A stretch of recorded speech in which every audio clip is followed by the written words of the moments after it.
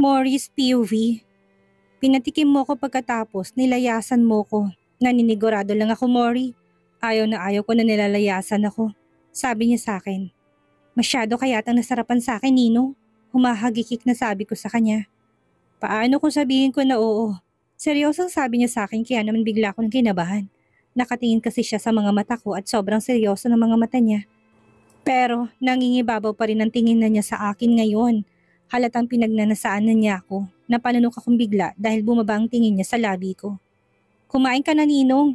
Tatapusin ko lang ang ginagawa ko. Sabi ko sa kanya. Akmang tatayo na ako pero bigla na lang pumulupot ang isa niyang kamay sa bewang ko. Ano bang meron sa'yo, Mori? Bakit mo ginugulong sistema ko? Tanong niya sa akin. Ninong, tawag ko sa kanya. Let me taste your lips. Sabi niya sa akin. Ako na mismong humalik sa kanya. Pinulupot ko sa leeg niya ang mga braso ko. May mga nakahalikan na rin ako dati pero si Ninong ang naiba sa kanila. Where's the bathroom? Tanong niya sa akin. There, turo ko naman sa kanya. Kasama ako sa pagtayo niya, buhat niya ako at pumasok kaming dalawa sa banyo. Mabilis niya ako isinandal sa pader at muling sinilang labi ko ng isang mapusok na halik. Napapikit ako at nakasabunot sa buhok niya. Nangihinang tuhod ko sa ginagawa niya sa akin. Pakiramdam ko'y anytime handa na akong magpaubaya sa kanya. I want you, baby. Malambing na bulong niya sa tenga ko. I want you to, Ninong, sabi ko rin sa kanya. Nagkatinginan kaming dalawa, iisa lang ang nais namin. Ang maibigay ang nais ng bawat isa. Gagawin na sana ni Ninong nang bigla na lang kaming natarantang pareho. Ate, are you there? Narinig ko na natawag sa akin ni Ashley. Shit, wrong timing, he cursed. Can we continue? Quickie lang, tanong niya sa akin. Are you out of your mind? Nasa labas lang ang anak mo. Fix yourself at lumabas ka na. Utos ko sa kanya habang inaayos ko rin ang sarili ko. Kailangan ko mag-isip ng paraan. Hindi niya kami pwedeng mahuli na ganito kami. Wait lang baby, may inaayos lang kami ni Ninong. Sigaw ko para naman marinig niya ako sa labas. Okay ate, but make it fast. Naihina po kasi ako. Okay, sigaw ko. Nang masigurado ko na maayos na kaming dalawa ay binuksan ko na ang pinto. Sorry baby, pinaayos ko pa kasi kay Ninong ang shower ko. Nakangiti na sabi ko pero sa loob-loob ko'y kabado 20 na ako. Okay lang po ate. Excuse me po, nahihina po talaga ako, sabi niya. Lumabas naman kaming dalawa ni Ninong. Nagkatinginan kaming dalawa pero tinarayan ko siya and I heard him chuckled. Kumain ka na dyan, huwag mo kong harutin dahil nakakahiya sa anak mo. Sapat na sigurong pagkuskus mo sa bulaklak ko. If you want to release your heat, just use your precious hands. Sabi ko sa kanya at pumasok ako sa loob ng silid ko para magsuot ng pajama. Lumabas rin ako kaagad at kumakain na ngayon ng mag-ama. Tumabi ako kay Ashley, nakangiti siya sa akin. Ate, ang sarap po ng luto niyo. Talaga baby? Nakangiti na tanong ko sa kanya. Super po ate, nakadalawang cup of rice na po si daddy. Sagot niya sa akin. Thank you baby, masarap talaga ako, masarap magluto. Nakangiting sabi ko sa kanya habang nakatingin ako sa daddy niya. Nakita ko siyang nag-smirk kaya naman tinarayan ko na naman siya. Mukhang tuwang-tuwa siya sa sinabi ko. Pagkatapos nilang kumain ay naghugas ako ng mga hugasin. Habang naghuhugas ako ng mga plato ay nagulat ako dahil nasa likuran ko na si Ninong. Tulungan na kita, sabi niya sa akin. Ako na lang, samahan mo na lang si Ashley sa labas. Sabi ko sa kanya. Ako na lang ang maghuhugas. Ikaw na lang sumama sa kanya, sabi niya sa akin. Okay, hindi na ako nagprotesta dahil may iba na naman siyang ginagawa sa likuran ko. May matigas na naman na tumatama sa putan ko. Kahit kailan talaga ay walang pinipiling lugar itong matandang ito. Siguro kung wala lang ang anak niya ay nakailan na siguro to ngayon. Malamang hindi ko lang namin gagawin sa banyo kundi sa malaki kong kama pa. Lumabas ako at sinamahan ko si Ashley habang naglalaro siya sa iPad niya. Bestie! Nagulat na lang ako dahil biglang pumasok si Leila. May bisita ka pala? Balik na lang ako next. Stay, ipapakilala kita sa ninong ko, sabi ko sa kanya. Ninong mo? Nalaki pa talagang mata niya. Hi po ate ganda, ako po si Ashley. Magalang na pakilala niya sa kaibigan ko. Hi baby girl, ako naman po si ate Leila. Nakangiti na pakilala na kaibigan ko. Magkatabi na kami ngayon dito sa couch. Habang nakatingin kay Ashley na busy pa rin sa paglalaro sa iPad niya. I'm done, sabi ni Ninong habang palabas na may kusina ko. What the heck? Parang siraulong bulalas ni Leila kaya naman siniko ko siya. Bibig mo, kunwaring saway ko sa kanya.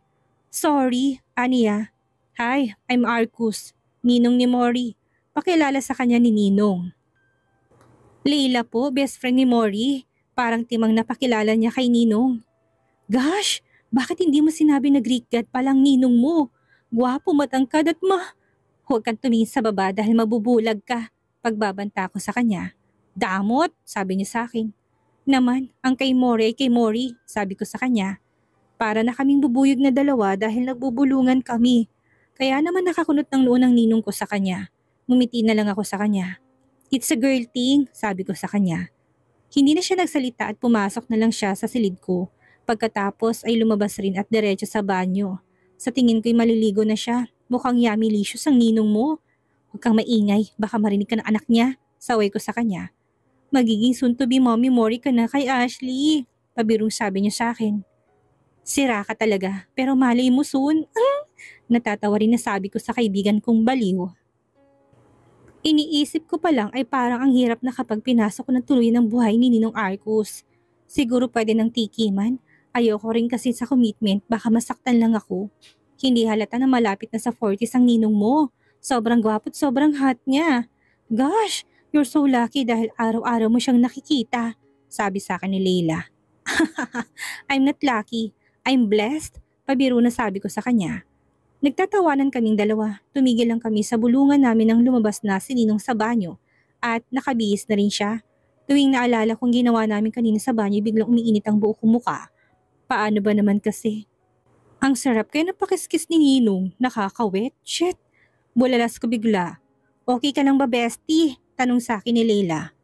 Uway, nagtataka na tanong ko sa kanya. May tinatago ka ba? Tanong niya sa akin. Tinatago? Kabisado na kita. Alam ko na may ibang tumatakbo sa isipan mo. Sabi niya sa akin.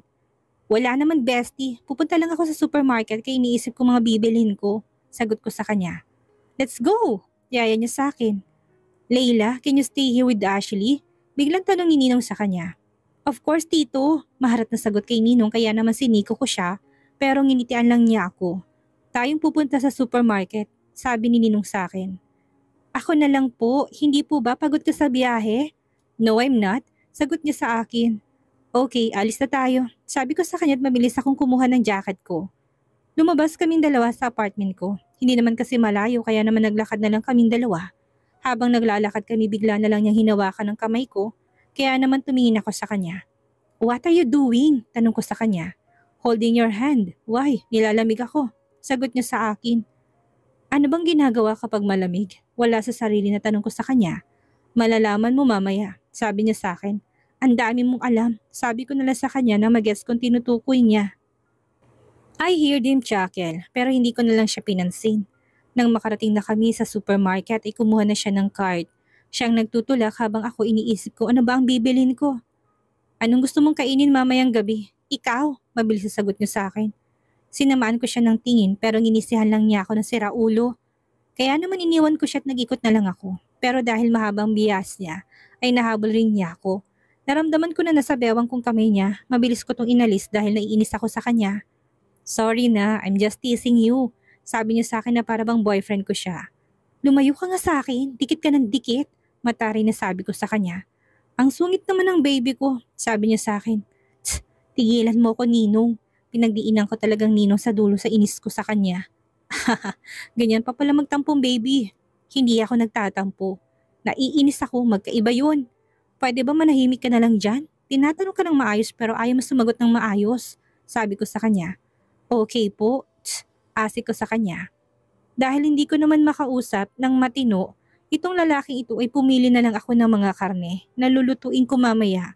Malamig ang panahon, kaya magluluto na lang ako ng bulalo.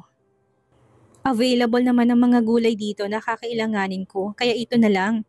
Masarap rin kasi talagang humigop ng sabaw kapag ganito kalamig ang panahon. Magluluto ka ba ng bulalo? Tanong niya sa akin pero hindi ko siya pinansin. Ewan ko ba, nirita ako bigla sa kanya. Nang magbabayad na ako sa counter ay bigla na lang niyang ibinigay ang card niya sa cashier. Gusto ko sanang tumutol pero naalala ko na ayaw ko nga pala siyang kausap. Ayaw mo ba akong kausap? Tanong niya sa akin pero hindi pa rin ako kumibo. Galit ka nga sa akin, sabi niya. Nang makauwi na kami sa bahay, umalis na rin kaagad si Leila dahil may kailangan raw siyang gawin. Kami na lang tatlo ang naiwan dito. Nasa labas ang dalawa at ako naman ay nandito sa kusina. Busy sa pagluluto ng hapunan namin. Nang matapos ako'y naligo na muna ako dahil amoy ulam ako. Pagkatapos kong maligo'y naghain na ako para kumain na kami. It's 7 in the evening kaya talagang kailangan na namin kumain. Alam ko na nagugutom na ngayon si Ashley. Ashley, pakitawag ng daddy mo, kakain na tayo, sabi ko sa kanya. Okay po ate. Tinawag niyang daddy niya at mabilis lang din itong lumabas sa room ko. Tahimik kaming tatlo habang kumakain. Ewan ko ba pero parang may something ako nararamdaman. Naiinis ako na hindi ko maintindihan ang sarili ko. Hinayaan ko na rin siyang maghugas ng mga plato. Pumasok na ako sa room ko dahil inaantok na talaga ako. Tumabi rin sa akin si Ashley kaya naman niyakap ko siya. Good night po ate, malambing na sabi niya sa akin. Good night din baby, sabi ko sa kanya. Kinabukasan inagising ako na nasa gitna namin si Ashley. Napangiti ako dahil ang gwapo talaga ni Ninong at ang ganda naman ni Ashley. Ang sarap tuloy magpalahi sa kanila. Pero kaagad ko naman sinaway ang sarili ko dahil puro kalokohan na naman ang naisip ko. Ano ba Mori? Ang aga-aga ko ano-anong iniisip mo. Inisasaway ko sa sarili ko. Bumangon na lang ako at naligo ng maaga. Pagkatapos nagluto ako ng breakfast namin. Ito na yatang role ko dito ng maging tagaluto niya. Habang nagluluto ako ay minarinig akong nagdo-doorbell. Pinatay ko na munang apoy na niluluto ko bago ako lumabas. Pagbukas ko ng pinto ay bumungad sa akin si Luis. What are you doing here? Mataray na tanong ko sa kanya. Mori, please give me another chance. Hindi ko naman talaga gusto si Leila. Ikaw ang mahal ko. It's just a mistake, sabi niya sa akin. Mistake? Ang mistake isang beses lang, hindi pa ulit-ulit. Bakit sa akin ka lang nagagalit? Hindi ka man lang nagalit sa babaeng yun? Tanong niya sa akin. Because she is my friend at ikaw you're not my type. Ikaw lang naman itong pinipilit ang sarili sa akin, sabi ko sa kanya. Bakit bang arte mo? Ano bang ayaw mo sa akin? What's going on here? Bigla na lang sumulpot sa likuran ko si Ninong. Good morning, love. Malambing na bati ko sa kanya, tinalikan ko siya sa labi. Alam ko na nagulat siya pero bigla na rin siyang gumanti ng halik. Good morning, baby. He greeted me also. Sino siya? Tanong sa akin ni Luis. Him? My boyfriend. Pakilala ko kay Luis. What? Is he a reason kaya hindi mo ko gusto? Nakakunot ang noon na tanong niya sa akin. Yes, it's him. Shit you. Wash your mouth, young man. Baka durugin ko yan. Pagbabanta ni Ninong. Sino bang tinatakot? Shut up! May hinaw na sabi ko sa kanya at mabilis ko siyang sinapak sa muka. Shit you. Nakadalwa ka na sa akin. Inisasabi niya sa akin. Bakit? Gusto mo pa bang gawin kong tatlo? Huwag ka nang magpapakita sa akin. Lalo na yung pangit mo muka. At yung malit mong, ew! Nilait ko talaga siya para asarin siya. Magiging akin ka rin at ipapakita ko na hindi Hindi na niya natapos ang sasabihin niya dahil tumakbo na ito dahil inambahan na siya ni Ninong. Nang makaalis na ito ng tuluyan ay natawa na lang ako. Sino ba yun? Tanong niya sa akin. Manliligaw ko na tinuhog ang kaibigan ko. You like him? Tanong niya sa akin. No, ew! Ayaw ko sa small bird. Sagot ko kagad sa kanya. May taste ka rin pala sa mga lalaki. Mabuti na lang at hindi mo yun pinatulan. Sabi niya sa akin. Excuse me, isa lang siya sa mga manliligaw ko. Pero mas gwapong boyfriend ha? Ako bang tinutukoy mo love? Tanong niya at pinandiinan niya pa ang love sa dulo. Ginawa ko lang yon para hindi na niya ako kulitin. Don't worry dahil ang tunay kong boyfriend ang papakilala ko. Hindi ko na natapos ang sasabihin ko dahil sinelyohan na niya ang bibig ko gamit ang labi niya. Ang sarap naman ng almusal ko. Halik galing sa ninong kong tinalo pa ng hot coffee sa pagka-hot. Nakataplas lang siya kaya naman nakakapa ako mga pandesal niya. Shit, cheese na lang ang kulang, perfect combo na. Masarap ang morning bed, sabi niya sa akin, ikinabigla ko. Itong lalaking ito kung ano-ano na lang lumalabas sa bibig niya. Masarap ba? Pero hindi ko maibibigay sa'yo. May monthly period came. Nakangiti na sabi ko sa kanya. Shit, wrong timing again. Sabi niya sa akin. Bawi ka na lang next life, Ninong. Natatawa na pang-asar ko sa kanya. Ilang days siya nagtatagal. Tanong niya sa akin na halatang nahirapan. 1 week po. Nakangisi na sagot ko sa kanya. Shit, sobrang tagal. Wrong timing talaga. Sabi niya at mabilis na pumasok sa loob ng banyo. Natatawa na lang ako sa kanya dahil halatang masakit ang puson niya. Kasalanan rin niya at mabilis niya kasing tigasan. Kahit ako hindi ko rin inaasahan na darating na palang buwan ng dalaw ko. Kaya pala mabilis akong mainis dahil may bisita ako ngayong buwan. Sorry Ninong, hindi na naman matutupad ang pantasya mo. Natatawa na saad ko habang nakatingin sa may pinto ng banyo. Ninong, wala ka pa bang balak na umuwi sa Pilipinas? Tanong ko sa kanya. Hindi ako babalik nang hindi ka kasama. Sagot niya sa akin. Alam mo, umuwi ka na. Marami kang trabaho at hindi magandang tingnan na lumiliban ka sa trabaho mo. Wala ka namang ginagawa dito. Binabantayan mo lang yata ako.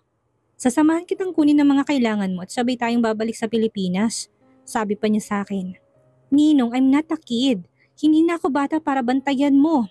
Alam ko naman ang iniisip mo na baka makipagkita lang ako sa boyfriend ko. Pero kung wala ka talagang tiwala sa akin ay iwan mo sa akin si Ashley. Kung wala siyang pasok, iwan mo siya sa akin. Para naman may mga mata ka na magbabantay sa akin, sabi ko sa kanya. Napakamot siya sa kilay niya. Alam ko na nag-aalangan siya sa akin pero ayaw ko namang sabihin sa kanya na wala talaga akong boyfriend. Umupo ako sa may couch at tinintay ko ang desisyon niya. Kami lang na dalawang nandito dahil hanggang ngayon ay tulog pa rin si Ashley. Bakit mo ba ako pinapauwi? Tanong niya bigla sa akin. Bakit wala ka bang trabaho sa Capitol? Balik na tanong ko sa kanya. I have a lot of works pero gusto ko na makasiguradong maayos ang mga kailangan mo dito. Sagot niya sa akin. Don't worry Ninong dahil kaya ko ng sarili ko. At hindi naman siguro kami magtatalik ng boyfriend ko habang may dalaw ako. Ew, so messy. Marte na sabi ko sa kanya. Okay fine, uuwi na kami ni Ashley. Siguraduhin mo lang na babalik ka na next week. Sabi niya sa akin. Opo Ninong, kaya ihanda mo ng tuhod mo pagbalik ko. Pabiro na sabi ko sa kanya. Stop teasing me dahil kahit may period ka, gagalawin kita. Sabi niya sa akin. Ew, nakakaloka ka naman Ninong, kadiri ka. Masyado ka na bang tigang? Maarte na tanong ko sa kanya. Narinig ko siyang tumawa kaya naman napangiti na lang din ako. Naglakad na ako papasok sa loob ng kusina para ipagpatuloy ang ginagawa ko kanina. Habang naguhugas ako ay nasa likuran ko si Ninong. Naistatwa ako sa ginagawa niya. Niyakap niya ako at naglulumikot ang kamay niya. Ninong, stop it. Baka makita tayo ni Ashley. Sabi ko sa kanya. I don't care. Sagot niya sa akin kaya naman humarap ako sa kanya. Anong I don't? Hindi niya na ako hinayang tapusin kung sasabihin ko dahil sinakop niyang labi ko. Ako naman ang naging sunod-sunuran sa kanya kaya mabilis rin akong tumugon. Itong Ninong ko nasasanay na sa kakahalik sa akin na para bang na-addict na siya sa labi ko. Kung sa bagay masarap naman talaga ako. Your lips is so addicting, sabi niya sa akin. I'll take that as a compliment, Ninong. Malanding sagot ko sa kanya. Huwag kang makikipagkita sa boyfriend mo dahil kapag nalaman ko pa, parusahan kita. Sabi niya sa akin. What kind of punishment, Ninong? Nakangiti na tanong ko sa kanya. Punishment na ulitin mong hulingin sa akin. The punishment that you'll crave for more. Sagot niya sa akin. Parang gusto ko yan. Nakangisi na sabi ko sa kanya. Akmang nga halikan na naman niya ako pero tinulak ko siya dahil nakita ko na si Ashley. What the heck? Bulalas niya dahil napalakas yata ang pagtulak ko. Sorry! Napangiwi pa ako dahil nasaktan talaga yata siya. Good morning baby! Nakangiti na bati ko sa anak niya. Good morning ate! Good morning daddy! Nakangiti rin siya. Good morning sweetie! Malambing na bati ni Ninong sa anak niya. Humalik si Ashley sa daddy niya bago pumasok sa loob ng banyo. Kami naman ay nagkatinginan lang. Ako na magbubook ng flight niyo at isasabay ko na rin yung sa akin, sabi ko sa kanya. Okay, sagot niya sa akin, masakit man likod mo? Napalakas yata ang pagtulak ko sa'yo. Bigla ako nag-alala sa kanya. I'm fine, sabi niya sa akin. Okay, sabi mo. Pero kapag masakit pa rin, pumunta na tayo sa ospital para ipa-check, sabi ko sa kanya. Are you worried? Oo naman, kasi alam ko na kasalanan ko, sagot ko sa kanya. Ang lakas mo palang tumulak, sabi niya sa akin. I'm sorry, akala ko kasi mahina lang, sagot ko sa kanya. You're so aggressive, ganyan ka rin ba sa kama? Tanong niya sa akin. I don't know, siguro, nakangisi na sagot ko sa kanya. We'll see, nakangiti naman siya ngayon. Takam ka na talaga sa akin. Kaunting tiis pa Ninong dahil I'm yours. Natatawa na sabi ko sa kanya. Gumiti lang siya sa akin. Dapat na ba ako matakot sa kanya? Wala na yata siyang ibang iniisip kundi ang mangyayari sa amin. Napasama yata ang pang-aakit ko sa kanya. Mukhang mapapasubo ako nito. Pero ayaw ko ng ibang subo, lalong naalala ko na naman ang secretary niya.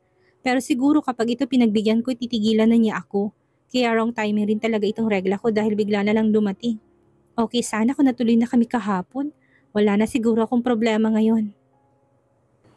Sabay-sabay kaming kumain. Pagkatapos ay nasikaso ko ng ticket nila. Bukas ng umagang flight nila at ako naman next week. Ngayong araw ay nag-ikot-ikot na muna kaming tatlo. We took some photos for the memories dahil hindi ko alam kung kailan ulit ako makakabalik dito. Sa Pilipinas na ang bago kong tahanan, ang bago kong buhay, kaya naman ang lahat na meron ako dito ay magiging mga alaala ko na lang. Pero kahit na ganun, alam ko sa sarili ko na babalik pa rin ako dito. Pagkatapos ng isang nakakapagod na araw ay nandito kaming dalawa ni Ninong sa may couch. May hawak kaming alak at nagiinuman kami. Si Ashley naman ay tulog na, napagod yata sa kakalaro sa snow kanina. Nakakalungkot bang mag-isa dito? Biglang tanong sa akin ni Ninong. Hindi naman, but there is times na nalulungkot ako. Pero nasanay na lang din ako sa tagal din ng panahon na tumira ako dito. Sagot ko sa kanya. You're such a brave and amazing woman kasi kinaya mo na mag-isa dito. At alam ko na proud ang daddy mo sa'yo, sabi niya sa akin. Sa tingin mo, proud siya sa akin? Yeah, I know he was so proud of you. Sagot niya sa akin. Pinagsisisihan ko na hindi ako umuwi ng maaga sa Pilipinas. Hindi ko man lang siya naalagaan. He lied to me. Sabi niya okay lang siya, pero nung sinabi niya na may sakit siya, he lied again dahil malala na palang sakit niya. At nang umuwi ako, wala na siya. Malamig na bangkay na siya. Hindi ko man lang siya nakausap. Hindi ko man lang siya nayakap. Hindi ko na napigilan ng mga luha ko. Ginawa niya siguro yun dahil ayaw kanyang mag-alala ka sa kanya. Tuwing tinatanong ko siya, lagi niyang sagot sa akin na sinabi na niya sa'yo. At lagi niyang iniisip na busy ka. Napagod ka at kailangan mo laging magpahinga. Your father was a really good man. Mahal na mahal ka niya. Sabi niya sa akin habang pinupunasan ng mga luha ko. Sa tingin mo may magmamahal rin kaya sa akin? Magmamahal sa akin kagaya ng pagmamahal ng daddy ko? Wala sa sarili na tanong ko sa kanya. Hindi siya sumagot sa akin at nakatingin lang siya sa mga mata ko. Ngumiti na lang ako sa kanya dahil alam ko ng sagot niya sa akin. Alam ko naman na mahirap humanap ng katulad ng daddy ko dahil nag-iisa lang siya. Inubos ko ng alak na hawak ko. Matulog na tayo, Ninong. Maagang flight niyo bukas. Sabi ko sa kanya. Pwede ba akong tumabi sa'yo at yakapin ka? Mahinahon na tanong niya sa akin. Pwede naman siguro. Sagot ko sa kanya at nauna na akong pumasok sa silid ko. Humiga ako sa tabi ni Ashley. Ilang sandali pa'y naramdaman ko nang humiga sa tabi ko si Ninong. Niyakap niya ako kaya naman napangiti na lang ako hanggang sa bumigat na ang talukap ng mga mata ko.